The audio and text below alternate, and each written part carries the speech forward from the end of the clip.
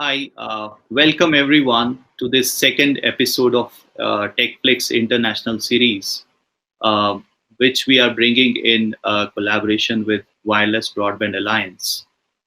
Uh, the idea of this international series is to bring in global speakers and have a free flowing discussion with the leadership in India, and also get a chance to hear what uh, international as well as the leadership in India thinks about particular themes around technology, which are of very significance. And today we have chosen to talk about uh, public Wi-Fi, and I am really privileged that I have an eminent panel with me today, representing regulator, then somebody who is enabling, and somebody who is creating technology for it. So before going into discussion, I would also like to welcome the audience out here. It's really we are privileged that you have joined us today. I know there's a lot of what we have started calling webinar fatigue around, but I really appreciate that you have been able to join us today.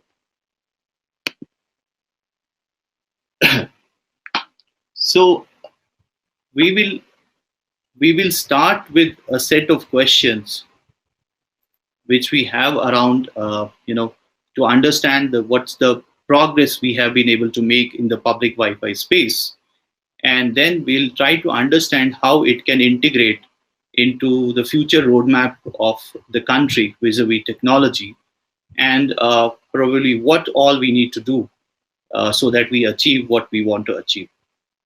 Uh, we have Mr. S.K. Gupta, who is Secretary TRAI, which is the regulator for the telecommunication sector in India.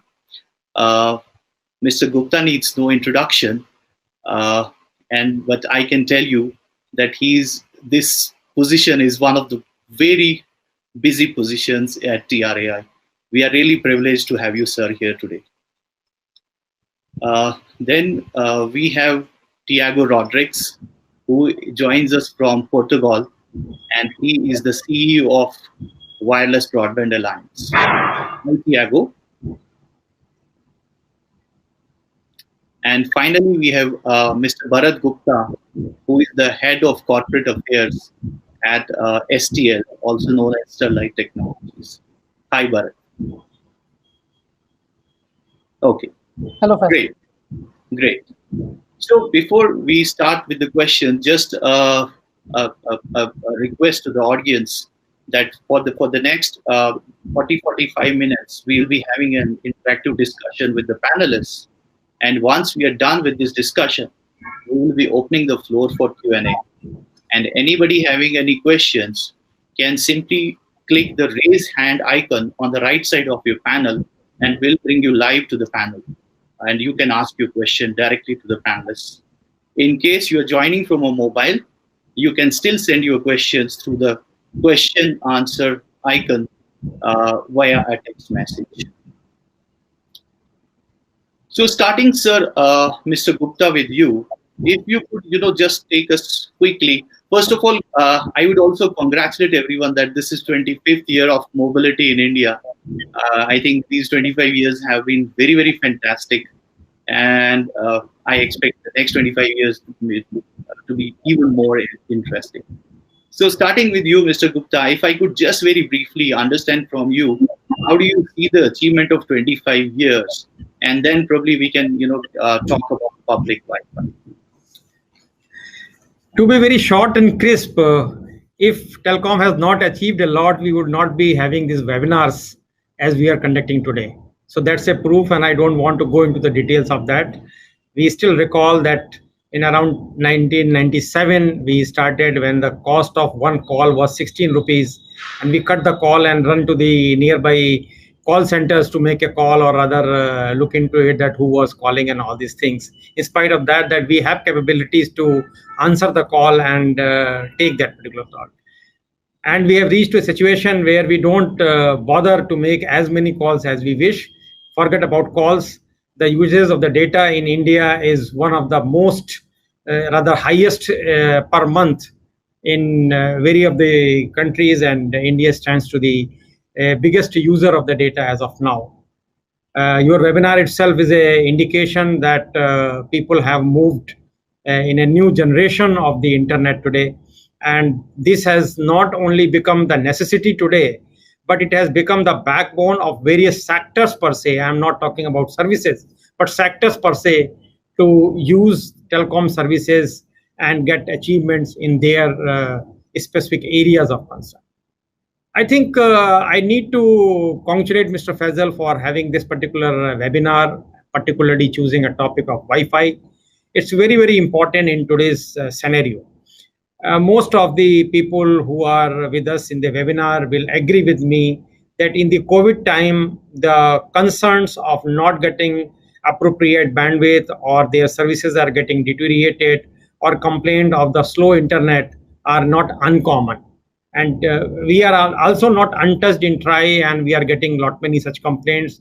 We are trying our best to look into it as to how telecom service provider can be supported and other people can be supported, so that people who are sometimes confined or not able to go out to their offices and other places are able to use telecom services and perform the work. The issue comes, why Wi-Fi? Is existing network not sufficient? So first of all, I shortly touch upon the need. There is a need of internet now. On every aspect of the life we are using internet. Is it office work?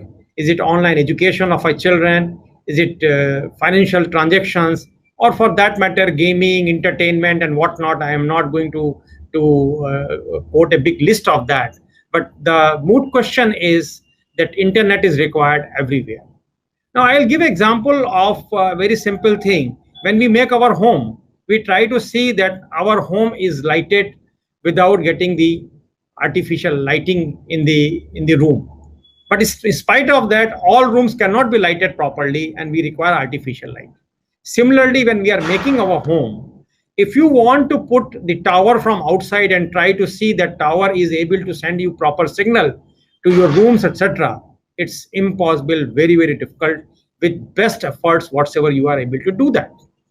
Now, because of the past, where we have moved to the mobile, when the penetration of the fixed line was less than 2% and all these things, which is a history and not the point of discussion today. So somehow our penetration to home is very, very bad. Now today, if you want to improve the penetration in the home, we had to use a different type of devices which can enlighten all our rooms, all our places, etc., where we are going to use this particular data. Now, another very important thing is data utilization is important, but generally data utilization, which is bulk in nature, happens in a stationary position and not in the moving position. I can use some sort of WhatsApp or some other things, but bulk data utilization will not happen when I am on move, etc. Therefore, if I can identify the places which are most commonly used and put the Wi-Fi there where I can provide the good services, I think this is one of the complementary services to telecom networks. And in any case, it is not in competition with that. They are supporting each other. The second issue comes, then why we are not able to have a big network of Wi-Fi, particularly in India? Is there a problem of the device ecosystem? No. Today, there is no problem of device ecosystem, because most of the devices which are having with us or penetration of such devices with the masses are capable to latch on to the Wi-Fi, and therefore devices are sufficiently and at the affordable price available with them. Then where is the issues? Now there are certain challenges, and if I come to the challenges, first is, if telecom service provider want to put the Wi-Fi, they had to get the place, they had to have a agreement with them and all these things. And because of that, sometimes putting such Wi-Fi may not be cost effective. And there are lot many obligations on them, and therefore the very purpose of giving Wi-Fi is not there. So if we can encourage a framework under Wi-Fi can be provided by many people who may be having the thing and make them your partner in providing the Wi-Fi. I think then situation can be improved to the great extent. Second is, if you see the cost of broadband which is being given by the fixed line as compared to the cost of broadband which is given by mobile, is mobile cheaper? No. Mobile given by fixed line is at least 10 to 15 times cheaper than the mobile given by the wireless networks as of now. Thirdly, we heard at different point of time that there are areas where there is a congestion on the wireless networks and therefore they are not able to put another site, etc. So how to deal these type of issues?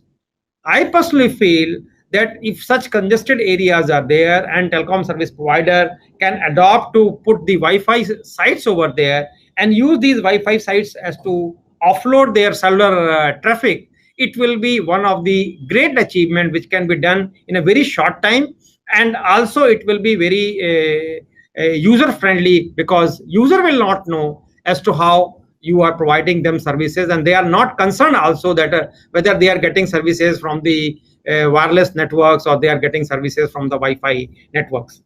Second comes, is it that spectrum is not available? No, sufficient spectrum is available, and if you look at it, the percentage of the availability spectrum and their utilization, I will say that spectrum available is underutilized. Of course, we have given spectrum in 2.4, we have also given spectrum in 5 gigahertz band, and there is a consideration that spectrum can be given 6 gigahertz band as well, but subject to the condition that if we are able to use the Wi-Fi. Now, if you look at international scenario where there is a estimate that around 169 million Wi-Fi hotspots were there in 2018 and likely to happen around 230 million Wi-Fi hotspots. And in that particular ratio, if you look at it, India should have shared about 100 million Wi-Fi hotspots. But unfortunately, the present Wi-Fi hotspots are 0.01%. So almost we are not there. So from that point of view, then what happened, why we are not able to do it? The basic problem looks into that there are certain licensing and regulatory challenges. It's not a technology challenge, it is not the device challenge, it is not the ecosystem challenge, it's something licensing and technology challenges. TRI has given a recommendation in about 2 years back where they have encouraged Vani structure. In that we are telling that allow everybody, whosoever can put the Wi-Fi hotspot to become this thing. Let us have a unbundled network scenario where everybody who can contribute in that particular area should be able to do it. Why to make one individual responsible to provide all the requirement of providing the Wi-Fi, rather than make small unbundled solutions where a group of people can combine together, do best in their own field, and therefore can provide the Wi-Fi. So here we have recommended unbundled and distributed model, which is using India stake, and with this India stake we can provide a very good connectivity using Wi-Fi, where all security concerns can be addressed, where all technological concerns can be addressed, some licensing framework concerns where 8% etc. is being charged, and that has become a big of the bottleneck, that can also be addressed to great extent. Now, I also like to flag here that let us use all resources available on our control to provide the Wi-Fi. Today, if you look at, we have got the cable service operators. Now, they have got around 68 to 70 million customers, but more than 100 million households where they are passing cable are passing. Now, very easily, you will recall that when no system was provided, these people were able to take the connection from somewhere or other and put the one-way repeaters, and that is how the cable network has grown. These people have entrepreneur skill, and they can very well use these skills to provide Wi-Fi hotspots at different places, and a model can be worked out by which these services can be provided to the masses. I am not telling that these services will come directly in competition to telecom service providers, but there are a lot of black spots which can very easily be utilized by providing Wi-Fi hotspots, and that would be a win-win situation for all. And more so, we should look with changing technology how we can help the consumers rather than looking into small issues of whether it will be taking certain revenues of one sector to the other sector of the people and all these things. More so, you must understand that Wi-Fi people in any case has to latch on to the telecom service provider to take the bandwidth. They cannot get the bandwidth of their own, so they will only be providing them more business rather than becoming their competitors. So I think it's a win-win situation, and we must work together to increase the penetration of Wi-Fi in India. Thank you very much for giving me opportunity to share my views here. Thank you. Thank you, sir. Thank you. And I think a very elaborate, introduction, and touched almost everything. What I wanted to know, and I'm sure the audience had similar expectations to know. Moving to you, Tiago, I just want to understand how are you seeing things with respect to public Wi-Fi globally? What are various countries doing? Are they encouraging it? As at least we could hear from Mr. Gupta that the TRAI here definitely sees it as a win-win situation, and there is no tussle between, say, the cellular operator and a Wi-Fi service provider. They are going to complement each other. So, how are you seeing this globally? And if you could share some interesting case study, or how certain countries have dealt with it. Yeah, thank you so much, Faisal, for the invitation to this webinar and to put in place such a great lineup of speakers. I will echo some words of Mr. Gupta. So first of all, I think we all need to recognize the importance of Wi-Fi during COVID-19, either to work, to study, to contact our relatives, our friends, and even to entertain ourselves. Wi-Fi shows that plays a very relevant role in the communications today. And that's why in some of the studies that I've been seeing, Wi-Fi today, it runs almost or around 60% of all the data traffic, wireless data traffic in the world, it goes by Wi-Fi. So I think this COVID-19 just reinforced that importance. But related to the public Wi-Fi, I think it's a key element of the telecoms ecosystem, because it bridges a gap that exists nowadays, where many times there is not entirely the perfect coverage from cellular, and public Wi-Fi in certain locations at a very affordable cost can bring that connectivity. And many times it brings connectivity to the underserved communities, or to certain sectors of the population that they have some, let's say, some more difficulties to get connectivity from a cellular player or a cellular operator. And during COVID-19, we saw that, and especially in the Alliance, we saw many of our members providing additional public Wi-Fi services to those communities, and making sure that either the students or the public servants that were working remotely during this pandemic, they could have connectivity at an affordable price. But I would like to now, answering to your question, Faisal, I think I would like to bring 5 trends that I see from different regions of the world. The first one is definitely there is a new standard coming, that is the Wi-Fi 6. So the next generation of Wi-Fi is coming. It's going to take some time until all of us, we have Wi-Fi 6 at our houses, but it's coming.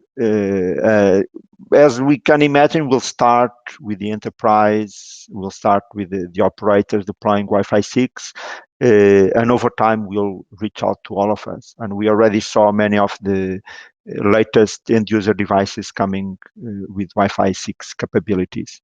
So that is one. The other one was somehow mentioned as well by Mr. Gupta, is additional spectrum for Wi-Fi.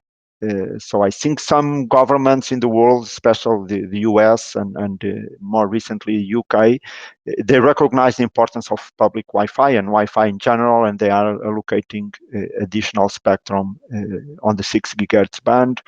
It's going to be a significant effort around the world because each country it has different use of this spectrum. We don't expect that every country will move to 60 gigahertz at the same time. We'll have different, let's call, speeds to move to the 6 gigahertz, but I think it's a good trend. It's very positive that more spectrum will available, and special from US and UK, it's a significant amount of spectrum that will be available. The third trend is about the coexistence and convergence with cellular. I think more and more, especially with the 5G coming, I see in many countries, in many times, even the most developed countries like Korea, the operators, they look to Wi-Fi as the perfect complement to their coverage and capacity.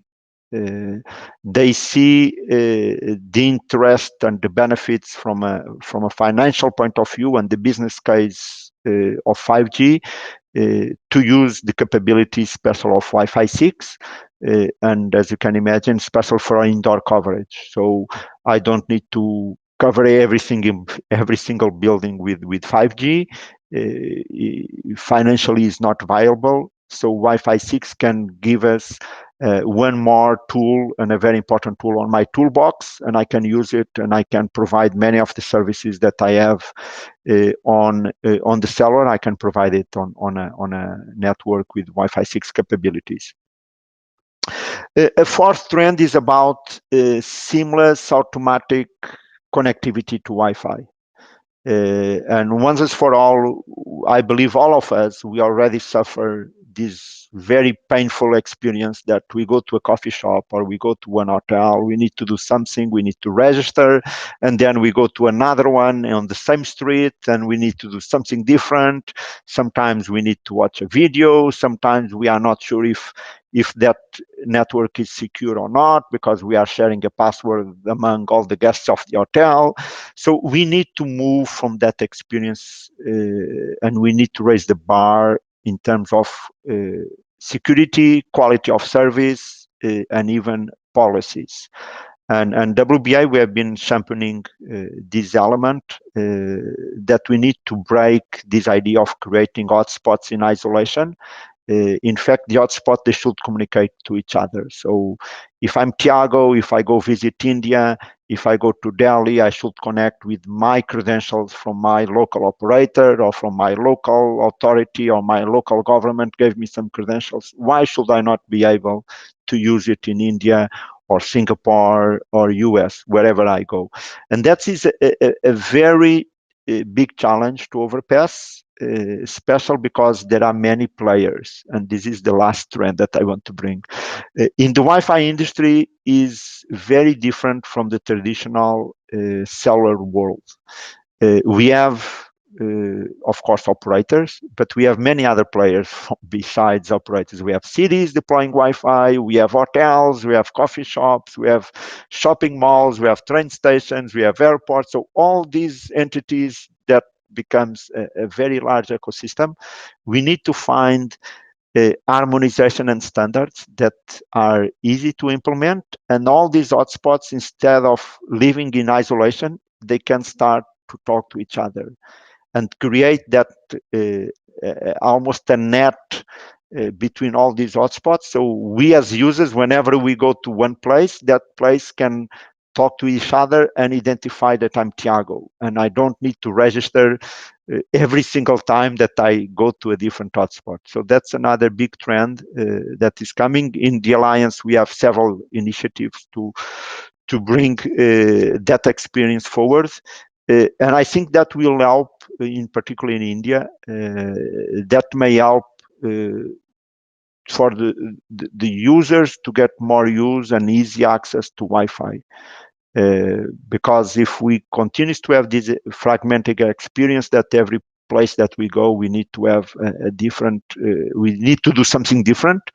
will block us from using the Wi-Fi, and even for the mobile operators is a struggle because they cannot provide the levels of security and the levels of seamless access that they are used to do it on the cellular networks. So let me pause for now. Faisal, I can then share some more specific cases from particular regions of the world, but let me pause for now and see if there is any questions. Sure. Thanks, Tiago. I think it gels very well with the context that was set by Mr. Gupta, in the beginning. So we had a view of what I would say the Indian regulator thinks, how trends are moving globally. And now I'd like to come to Bharat. Bharat, you come from one of the enablers of, I would say, Wi-Fi as a technology and many other technologies. Firstly, congratulating STL also for completing 25 years. Absolutely. Yeah. Thanks a lot. So my question to you would be, I always feel, maybe it's my bias, but I feel, unless it's fiber, it's not true. So like in case of TVs or any other screen, we have, say, True HD and HD Ready. Same is the case with fiber and non-fiber. So give your view around, what do you see on the public Wi-Fi, and how can we probably make a robust public Wi-Fi? Yeah. Firstly, Faisal, thanks a lot for inviting me to this wonderful event. And it was really good to listen to Mr. S.K. Gupta, the TRA Secretary, and Tiago. I would just like to share a small presentation of about 8 to 10 slides, which I think would cover most of the aspects for which this particular event has been designed and planned. So I'm just sharing the presentation.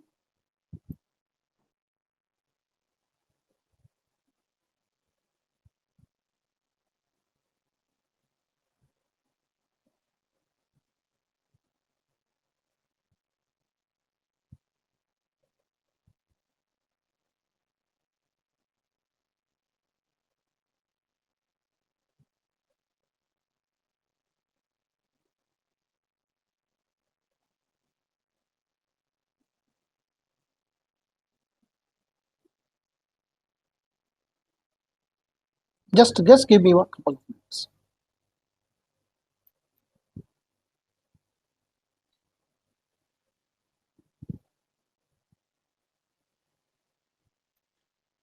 Meanwhile, just requesting audience, if you have any questions, you could get ready with them. We'll be opening up the floor very shortly. I would prefer, if you could come live on the panel. So by just raising the hand, some of you have joined lately. So just, you have to raise your hand. There's a raise hand icon on the right side through which I can get you onto the panel to ask questions. Okay, so here we go with Bharat.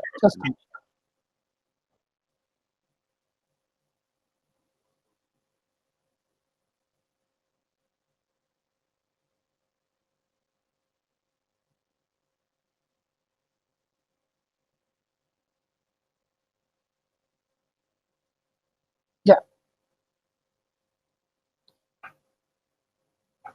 So is it visible to everyone? Yeah, absolutely. Please. Yeah.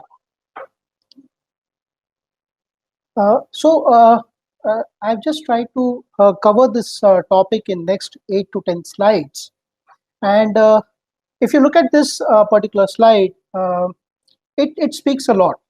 When in the COVID-like scenario, when the roads were empty, when the highways were empty, there was a large migration of people which was happening from the cities to the rural areas. We were getting ready to a new scenario, to a new normal, wherein events like work from home, e-learning, and the need to connect virtually with our families, with our folks, also getting e-treatment, e-health treatment, medical health, that became very, very important, and therefore there was a huge spike which one saw in case of the data consumption. And yes, we were awakening to the new norms post the COVID pandemic. Now, if you look at this, the graph on the left-hand side, there is definitely a increase in the data traffic which we have seen in the post-COVID-like environment. An important point that I want to make here is the data consumption was symmetric in nature. You see, most of the time we are kind of downloading a large amount of data from the internet, and the percentage of data which goes to the internet, that is the uplink data, is comparatively less. However, in the post-COVID scenario, wherein a lot of corporates were holding the virtual meetings, there was a large emphasis on e-learning. There was a large emphasis on carrying out most of the office activities in a virtual environment, gave rise to a huge uplink traffic also. And therefore, the need for having a symmetric network became very, very urgent and ubiquitous. Now, this is something which already existed. These are indicators, these are studies which were done in 2017 and 18, which definitely, they brought about a couple of things. See, the major data consumption is going to happen on the internet, and that too in the form of internet video. The number of internet users are going to increase. The number of devices are also going to increase. It is estimated that by 2022, there would be approximately 28.5 billion devices which will be there on this planet. The need for high broadband speeds, I need not explain. It has been already, emphasized by the previous two speakers. Also, like I just said, that the major traffic is going to be on the in the form of the videos. Now, therefore, what is the solution for this? How do we meet the aspirations of the consumers? So, therefore, 5G and Wi-Fi 6, both technologies are going to be the obvious choices, because they provide these kind of features which are required to meet the higher data requirements, which we are going to see, we are already seeing it, and of course we are going to see much more in the near future. Now, every time, like it is said, that whenever there is a crisis, whenever there is a requirement, some newer technologies they do evolve, and that is precisely what has happened with the Wi-Fi networks. Starting from Wi-Fi 1, which was released in 1999, having a speed of 11 Mbps. Today, we are talking of about 9.6 Gbps when we talk about the Wi-Fi 6. Now, also, there is going to, as I just said, the number of IoT devices is going to be close to 75.44 billion by 2025. Now, that's a huge number. And all these IoT devices need some kind of a medium for communication. So therefore, the need for a 5G and a Wi-Fi 6 is further, emphasized. Now, why do we need this Wi-Fi 6? Why do we need this kind of, standards?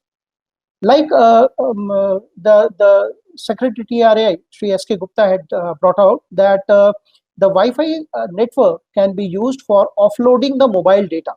So that's a very, very important aspect, because at the moment, the telecom networks are running at their full capacity. Rather, I must say more than the capacity. Hence, there is a need for decongesting these networks, and the obvious choice for that becomes offloading it to a Wi-Fi network. Also, there is a need for providing the carrier gate quality of service due to the high bandwidth requirements, high quality of experience requirement. There is a need for having IoT, indoor IoT connectivity.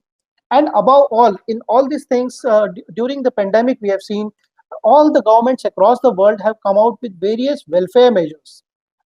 India too has seen a spike, a huge spike in the welfare measures which have been announced by the government. And for delivery of those welfare measures, and also for the delivery of information up to the rural folks, it is very important that there is a network in place which actually looks after the aspirations. Now, just a brief about Sri S. Gupta had brought out that the Wi-Fi does have its own inherent advantages when it comes to cost of the data, and also the quality of data or the quantity of data which can be carried on the network. So there again, it does make a strong case for having a very strong, robust, and scalable Wi-Fi network in place. Now, just to briefly to touch upon the key features of Wi-Fi 6. Now, Wi-Fi 6 gives you all the things what a 5G network would be able to deliver. That is, you talk about the high throughput, mobile, the more number of devices, and the low latencies. These are the three important things which 5G is going to deliver. And you can see it that these features are very much available, or it's possible to be delivered by a Wi-Fi 6 network. Now, as per my understanding, both Wi-Fi 6 and 5G are going to coexist in the future. Wi-Fi 6 is likely to be a more a network of choice for the indoor solutions, whereas 5G is going to be a preferred choice for the outdoor solutions. And both Wi-Fi 6 as well as 5G are going to expand the opportunities for digitization across the industries, and therefore it is very important that Wi-Fi 6 is taken ahead as a precursor to 5G deployment in India. Now, as Tiago had just had touched upon the use of the deployment of Wi-Fi 6 in US, I just tried to summarize these two things. You see, US FCC has permitted unlicensed use of the 6 gigahertz band in two versions. They have allowed the indoor power usage in a low power mode, and then there is a standard power mode. In the low power mode, the advantage is that the entire 1200 megahertz of the bandwidth is available, but the condition is the power has to be very low. Now, when we talk about the standard power, which is more suitable for a deployment in an enterprise version of applications, the maximum bandwidth that would be available will be around 850 megahertz, and with of course more stringent power radiation requirements. Now, when we look at the status of 6 gigahertz band in India, we see that a major portion is held with the ISRO for basically ground to satellite and FSS uplink, VSATs, and broadcasting. So there is since we do understand that you see there is a requirement of a high bandwidth connectivity. Also, there is a requirement of a symmetric bandwidth network. It does make a very strong case for adoption of Wi-Fi 6 in our country, provided we come out with very stringent protocols and radiation parameters that enable coexistence of Wi-Fi 6 with the current incumbents. Now, some of the suggested use cases for Wi-Fi 6 could be in the manufacturing, in the retail, energy, education, healthcare, and especially in case of the miners.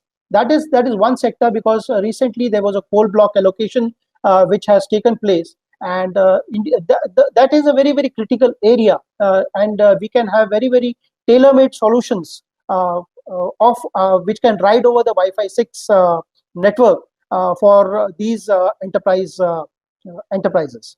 Now, the reason why it is said so, because Wi-Fi 6 would definitely enable you to have a larger densification of devices, and it does give you a better quality of service and the quality of experience, and therefore it makes sense for us to actually go ahead and deploy the Wi-Fi 6. Now, there is also very strong connect between the broadband proliferation in the country and the GDP growth. So if you look at the graphs which are there on the view file, it clearly brings out that if you see the fixed telephone and the fixed broadband proliferation in the Europe or Americas, it is much more than what is available in the Asia Pacific, and it has also been fairly established that the more the broadband proliferation, the more is its multiplicative factor towards the GDP growth of the country. So yes, it does make a sense to go for a very robust, resilient, Wi-Fi network as the Wi-Fi 6. Now, if you like, Faisal was saying that there is a true HD and there is just a normal HD. Now, for deploying a Wi-Fi, public Wi-Fi, OFC does make a big impact, as it allows very large bandwidth, it gives you very low latency, and the operation and maintenance costs are pretty less. And more important, like there is a talk about allowing V-band also for the backhaul connectivity. So my point in that case would be that even a V-band has its own limitation. It does suffer attenuation, and it is easily hampered with the variation in the weather conditions. So the obvious choice for a backhaul connectivity, therefore, becomes optical fiber cable. And yes, as Sri S.K. Gupta had already brought out, that the Wi-Fi and the telecom networks are not going to be a competing technology. Rather, they are going to be complementing each other. And this was amply, declared in the Mobile World Conference, which was held in 2013. Now, if we look at the broadband penetration and the fiberization in India, we see a we see a picture wherein a lot needs to be done. As on date, we find that the number of internet users is about 53.6 millions, and the proliferation is much below what is expected. Also, India did come out with the NDCP 2018, which has a very very relevant things included in it when it comes to providing broadband connectivity to every citizen in the country, and the importance of laying the optical fiber cable, the need for the Wi-Fi hotspots to be deployed, and yes, it does talk about the having National Fiber Authority of India and the National Fiber Grid. Now, all these are going to be the enablers for deployment of networks as well as the Wi-Fi connectivity in the country. Now, the only thing which is a impediment in the rollout of fiber connectivity in the country are firstly the investment part of it, and secondly the right of way charges which are applicable. That is what actually is a matter of concern and stopping, or rather preventing, the actual proliferation of networks in the country in the manner we want. So a couple of recommendations which definitely flow out from the small presentation that I made is we need to aggressively adopt the Wi-Fi 6 network and permit the unlicensed use of 6 gigahertz spectrum, although there has to be a proper enabling standards and protocols. And we do have very strong cases wherein Wi-Fi 6 can be adopted for the enterprises in the mining, manufacturing, power, retail, health, and education. Also, there is a need for deep fiberization in the country with appropriate standards. There is a need for de-risking of the networks by rolling out minimum 96 fiber per cable connectivity, and preferably that should be in an underground manner with a mesh topology. There is a need for addressing the right of way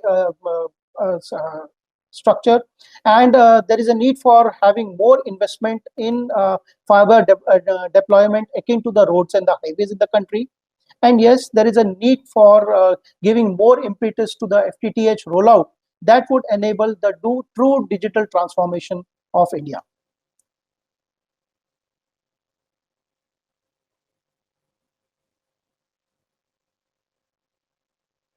So Faisal, I just had to make these couple of points, and I hope I have covered the areas which you had listed for me.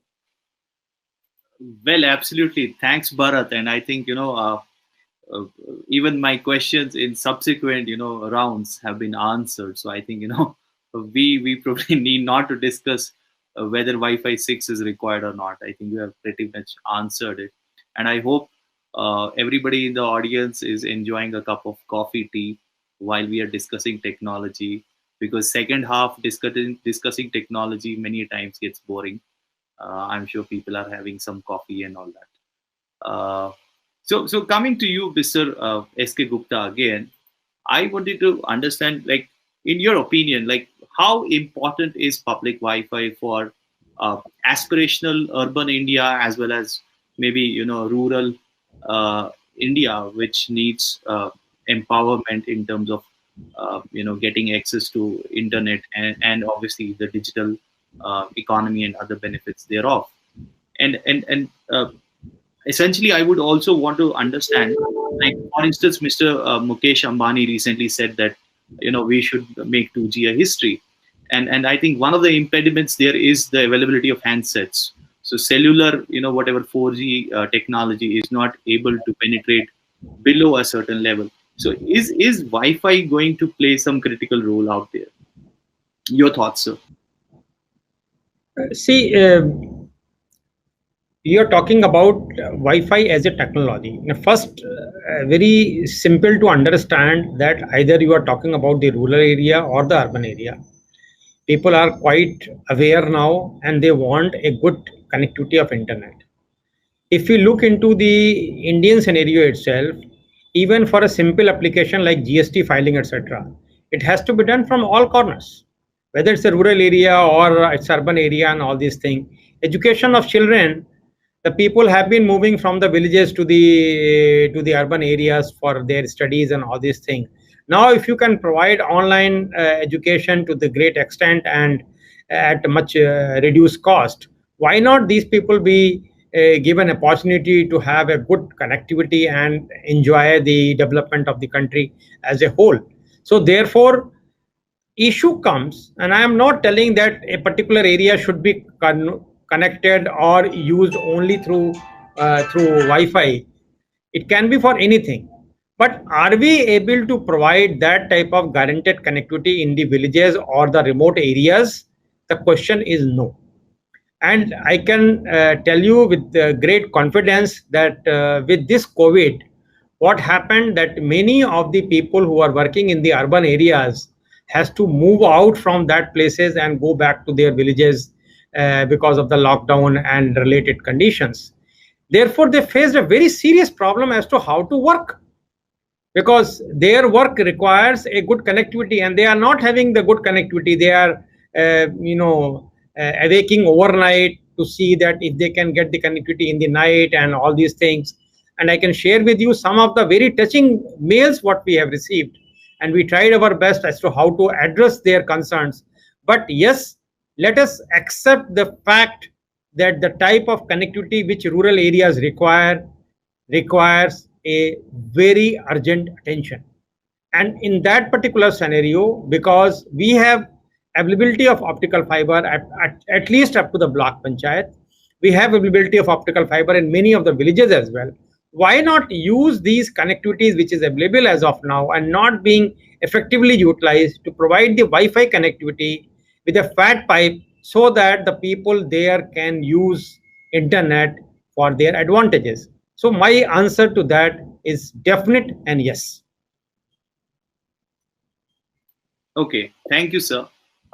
Tiago, coming to you, I want to understand, so we have understood significance of public Wi-Fi. Probably, we need to pace up for Wi-Fi 6. We understood that as well. And during COVID, I think, yes, the only one thing which we look for being productive is Wi-Fi. If we have Wi-Fi, we are not looking for any other thing, and we are kind of all ready to go. So one of the challenges which I think is coming across is how do we really implement a good business plan around it. uh, any thoughts which you are seeing globally, some of the success case stories which you can share, that people are successfully implementing public Wi-Fi and generating revenue as well, or at least making it sustainable? Yeah, that's a very, very important question, Faisal. And I saw that a couple of people proposed as well this question. So first of all, we need to understand that public Wi-Fi, it's a different ecosystem from the cellular industry. It's very different. So the first step is to understand the type of player. So when we talk about monetization, are we talking about a mobile operator? Are we talking about an independent ISP, or we are talking about a venue owner, someone that has a property and they deployed Wi-Fi? So, and I will share some trends in all these cases. Mobile operators in general, they are being keen to integrate Wi-Fi on their data packages. So they don't differentiate if I'm using my data package in 4G, 3G, in the future 5G or Wi-Fi.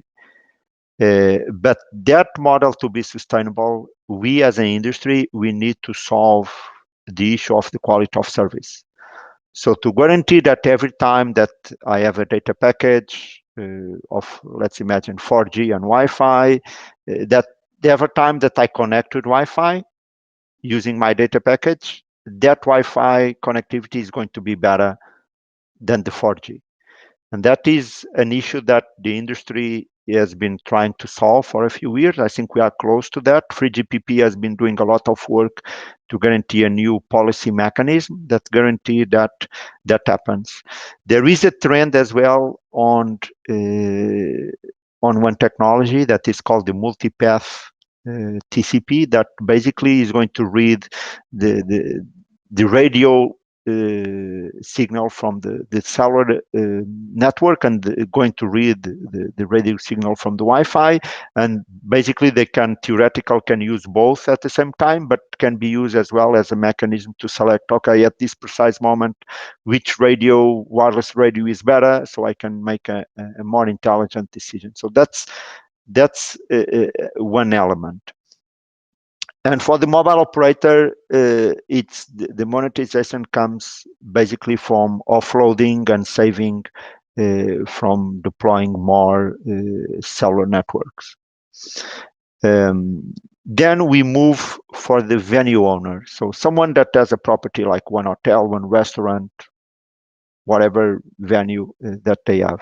If they want to monetize the Wi-Fi, so if they don't want to provide just free access, or maybe what we see many times is these players, they like to provide free access as a best effort connectivity, but in parallel, they have premium services special for the mobile operators.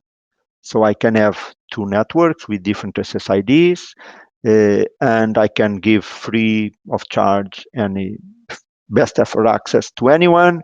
But if you are from a mobile operator customer, you may connect to a premium network where there is more controlled and monitoring of the quality. This is happened, for example, with one of our members in US, is very successful on deploying this type of networks in the airports. So they have a free best effort type of connectivity. Everyone is free for everyone, but if you really want to have a premium experience, you can use your mobile credentials. And once more, for this to be successful, we need the security, the seamless experience, the auto connection. So I'm coming, let's imagine I'm from T-Mobile US or from AT&T. I enter the airport. Of course, I can connect to the free Wi-Fi, but if the Wi-Fi is included on my data package, I'd rather prefer to connect to the premium network. And ideally, I don't need to do anything.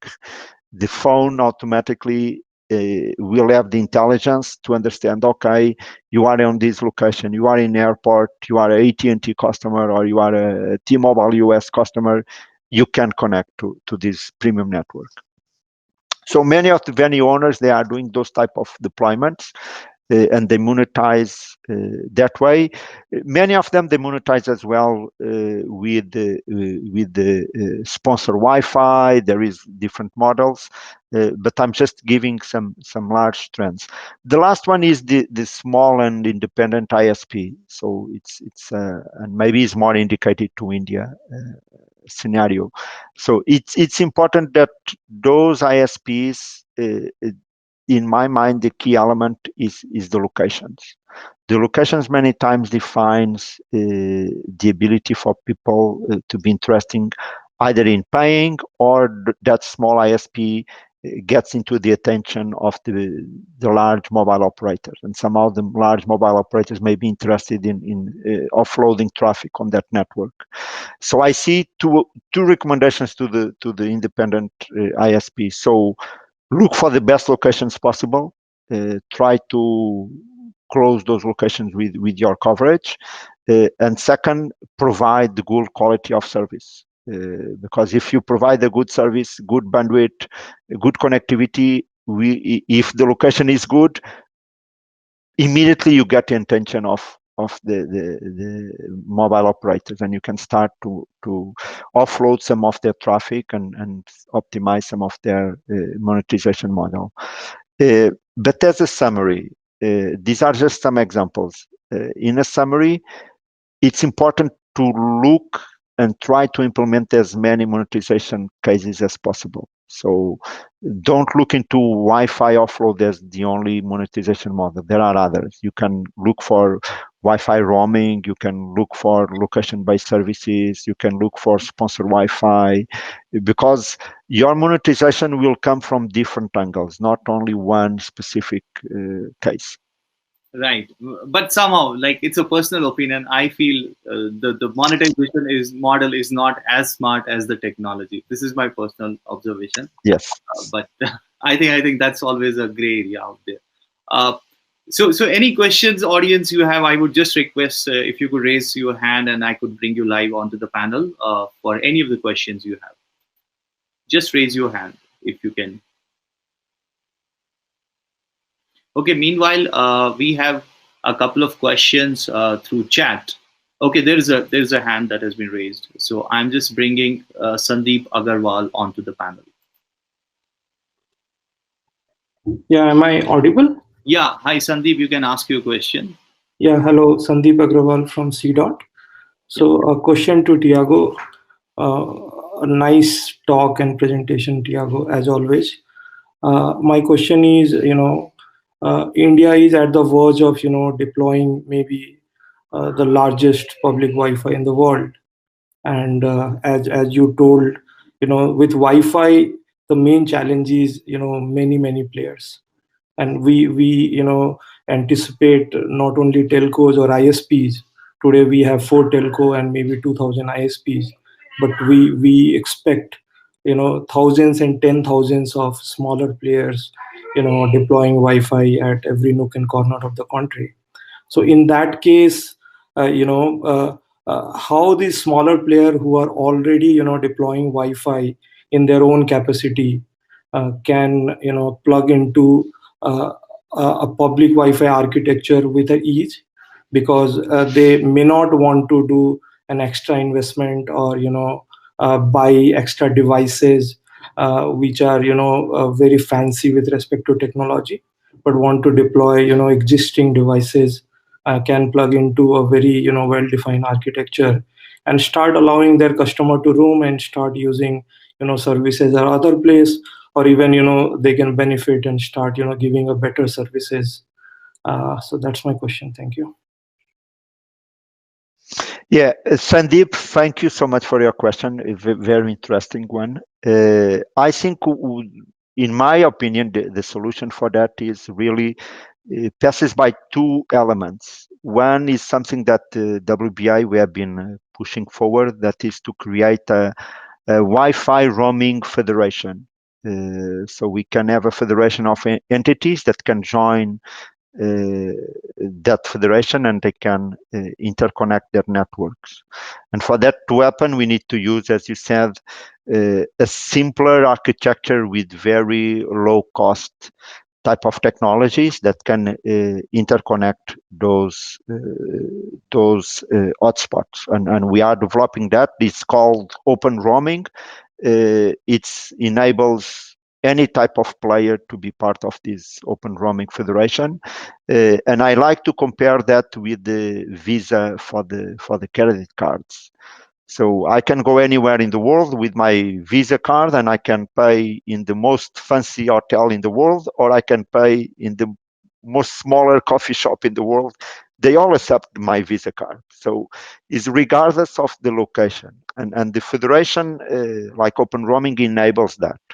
And the tricky part is to make it easy to join and easy from a technology point of view, because a small coffee shop, for example, in India, doesn't have the know-how, doesn't have the money to invest in technology. So they need to have a very simple, almost plug and play technology that they can join the federation. We are doing that with what we call the RADSEC technology. So it's a certificate that is installed on the APs or the controllers, and immediately that hotspot can communicate with others, and immediately anyone with a credential like the Visa, so that comes to that hotspot, can be recognized, and that hotspot will ask, okay, I'm receiving this credential, is this credential valid? So we ask to the federation, is this credential valid? And the federation, because they are all interconnected, they will respond back and say, yes, that credential is valid, it can use the service. And I think we need, for this to happen, we need standardization, harmonization, and I think that's an element that is very important to be pursued. Thanks, Tiago. And I think, Sandeep, you got a very detailed answer to your query. Thank you for asking the question. Thank you, Tiago. Okay, gentlemen, we'll have to extend our time by maybe 5-10 minutes more, because we have two questions. We have already hands raised on. So I'm bringing in Mr. Vikram Tavatia onto the stage. Hello, Mr. Tavatia. Hi, can you hear me? Yeah. Hi. Good to have you. Put on my video. All right, here we go. Yeah. So firstly, Faisal, good discussion. Thank you very much. A couple of points that come to my mind is, so one is some of the experiences in deploying public Wi-Fi in Delhi.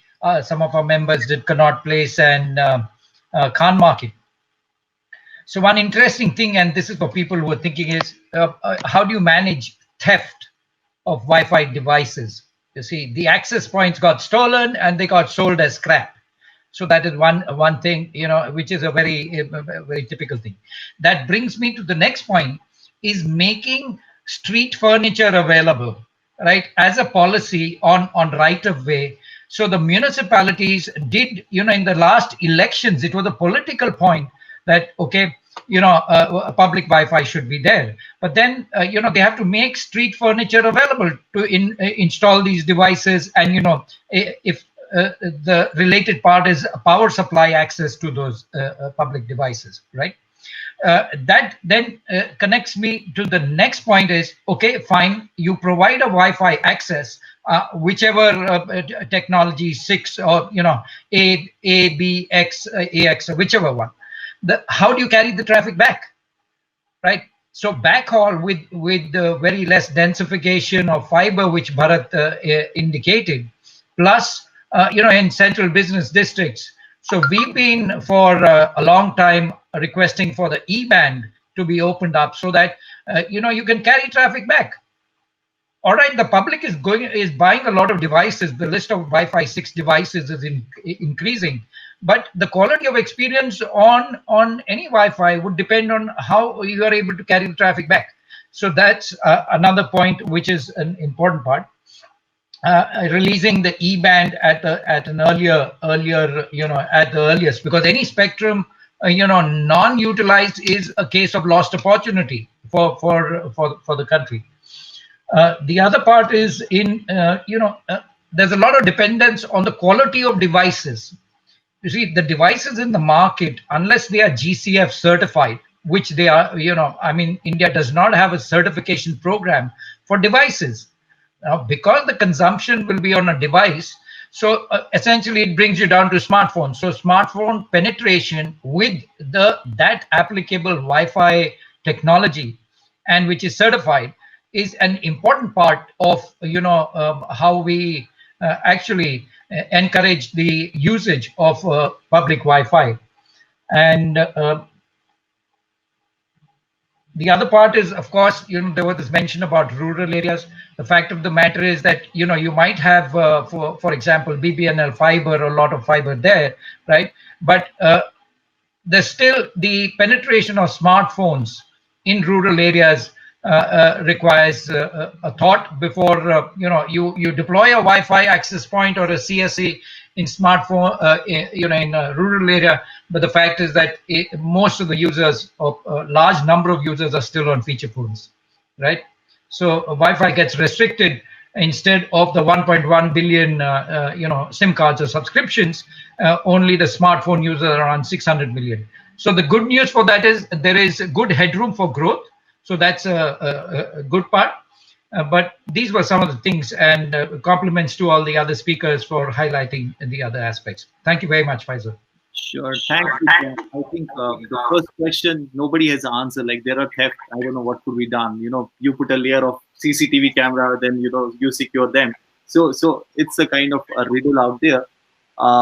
But yes, no, not really. One of the things is if municipal infrastructure is available, like part of bus stops and street furnitures and design of some of these smart poles. Plus, one of the things that some of our members did was install it inside the billboard, right? Or billboard of a shop on top, because then it is inside. Plus, what essentially you need for the access point is power supply. Right, so both needs were getting fulfilled. I mean, these are some of the experiences I thought may be useful for the part. I don't know. Maybe Mr. S.K. Gupta would like to answer on the E-band. Sir, you have any views on that? Tiago has given the recommendations. DOT needs to pick it up. But happy to hear Mr. Gupta always. Yeah. Thank Mr. Tavatia. We have been advocating for E-band, V-band very vehemently, and of course I would definitely mention, because there is nobody from the DOT, therefore it's my duty to mention that initially some of the telecom service providers opposed it, but subsequently they started supporting it. I hope that now DOT should consider and allocate it. The availability of V-band, E-band is very, very necessary. Either you talk about Wi-Fi or you are talk about even 5G. Because 5G is only from the handset to the tower. If you had to carry a very high speed capacity backhaul, then either you should have optical fiber or you should have some E-band or V-band. You don't have optical fiber in all the places, and it cannot come overnight.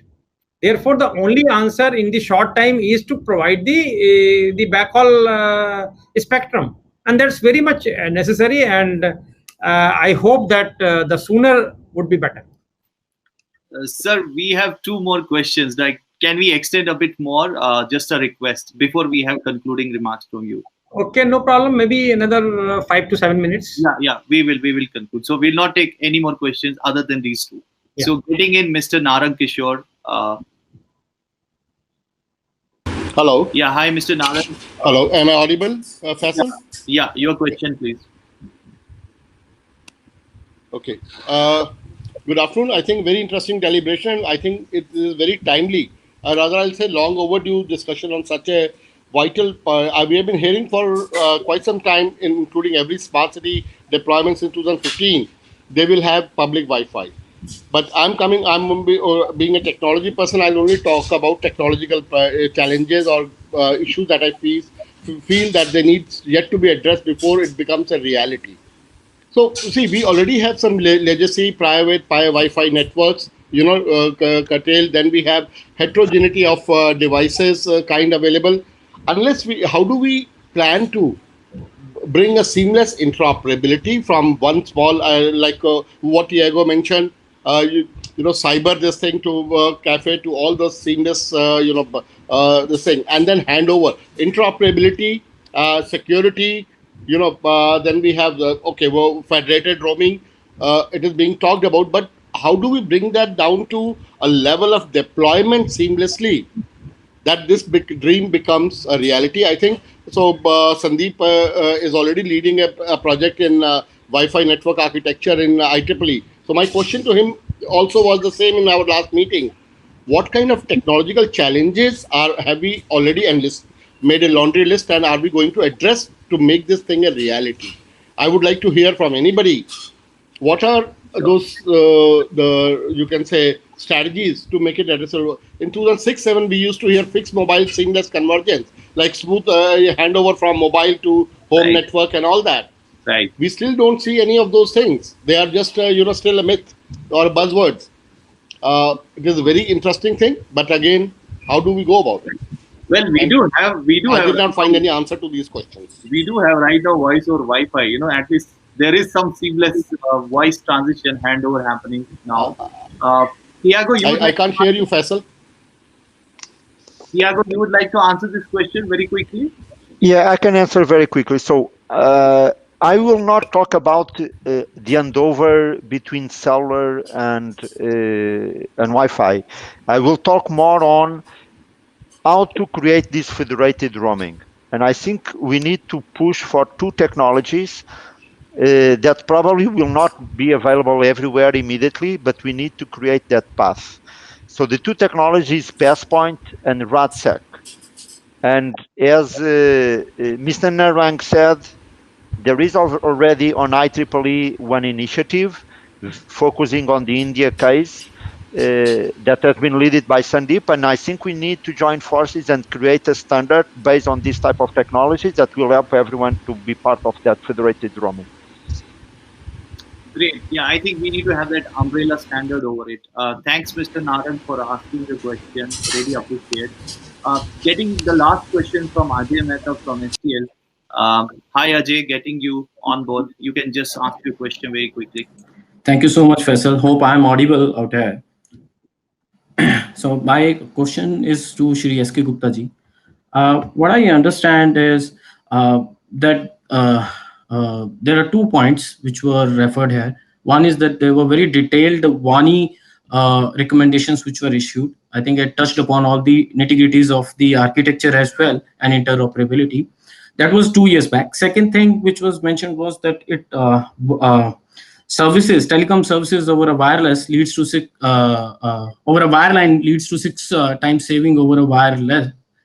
So my question is, so what progress telecom operators have made after the that recommendations? Is there some interoperability of Wi-Fi services made by these operators till now?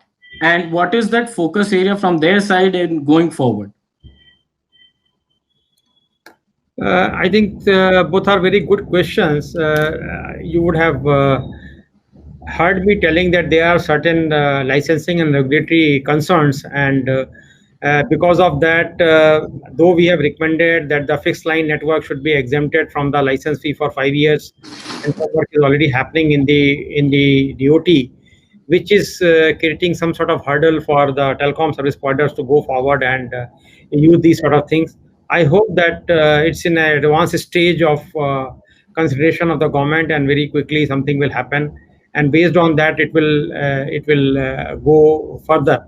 There are issues as far as pricing is concerned. If you are going to take some sort of fixed line connections and a particular type of bandwidth download, you will find that the cost of that particular thing comes much cheaper than the similar type of the plans if you are taking on the mobile network. It's a well-established thing, but time is very short. I will not be able to touch upon all the issues, but the license fee and spectrum charges and all these things, because even if you are getting certain revenues from the Wi-Fi, this is all clubbed in, and with the clubbing of those sort of things, there are complications of the accounting and other things, which creates a problem, and therefore they don't want to indulge into the Wi-Fi parallelly with the wireless one.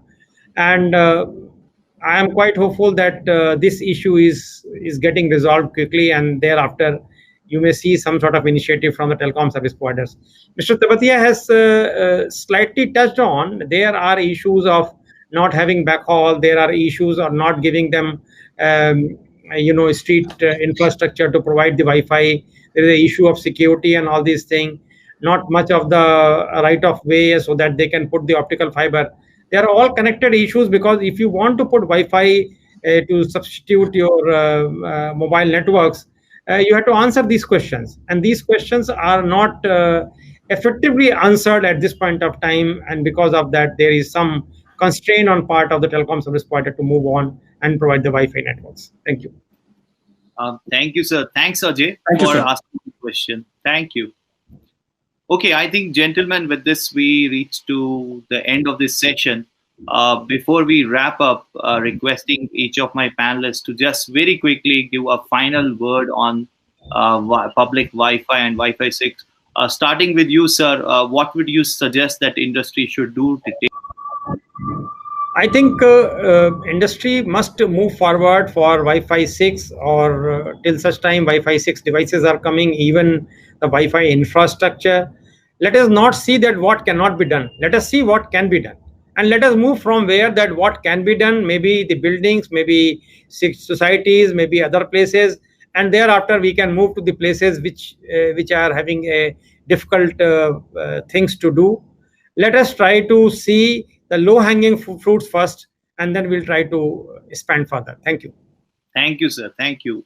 Tiago, your final words. What could be done? What should India do to make it happen very fast? And Yeah, definitely there is a lot to be done, especially on the public Wi-Fi. That is a key element of the entire connectivity ecosystem. I think India definitely should accelerate more and more hotspots that are available to the public. But the key element is that we continue this work on the standardization of all this interoperability between Wi-Fi.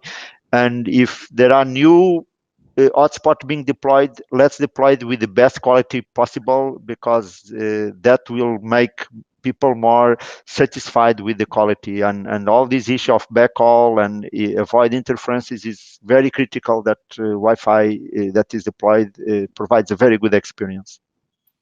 great. And you, Bharat, other than having more of fiber, what would you recommend that? You are muted.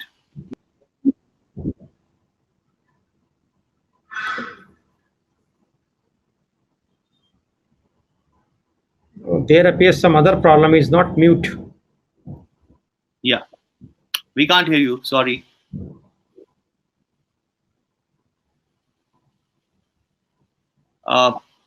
Okay, let him fix this issue up.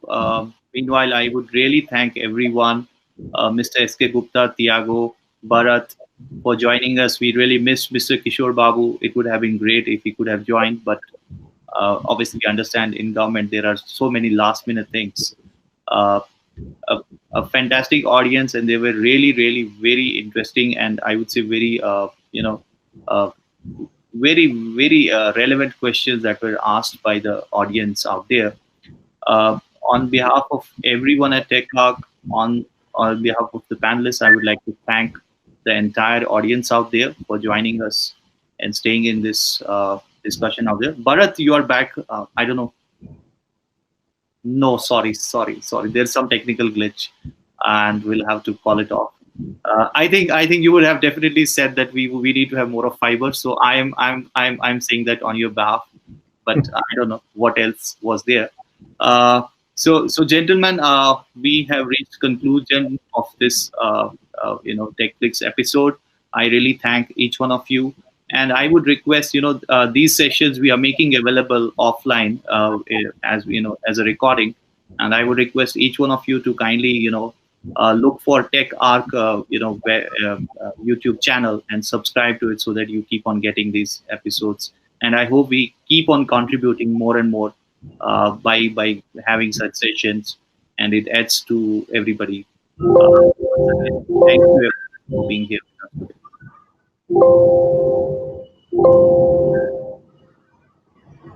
So thank you very much. Thank you, sir. Thank you, everyone. Thank you. Thank you.